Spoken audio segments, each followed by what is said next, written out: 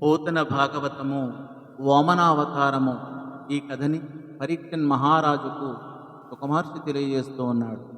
ఇటువంటి దాతలు ఎక్కడైనా ఉన్నారా అని ఎప్పుడైతే అన్నారో వాళ్ళు చెప్తూ ఉన్నారు.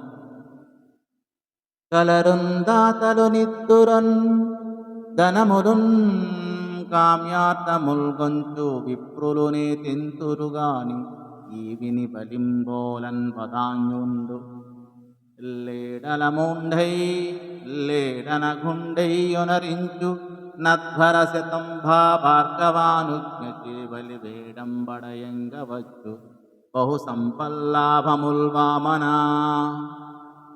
ఓ వామనుడా, ధనమిచ్చే దాతలు అనేక ఉన్నారు. బ్రాహ్మణులు కోరిన సంపదలను పొందుతున్నారు. బ్రాహ్మణులు కోరిన సంపదలను పొందుతున్నారు. కానీ ఆ దాతలలో బలిచక్రవర్తితో సమానమైన మహాదాత లేడు. అతను శుక్రాచార్యుని అనుమతితో గొప్ప యాగాలు 100 చేశాడు.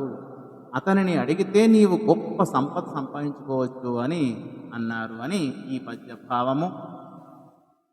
ఈ విధంగా తెలియపరిచిన బ్రాహ్మణుల మాటలు విని లోకాలకు మేలు కలిగించడం కోసం వామనుడు ప్రయాణమయ్యాడు. మంచి ముహూర్తములో పెద్దల దీవెనలు తల్లిదండ్రుల అనుమతి పొంది బయలుదేరాడు అని ఈ పద్యభావము.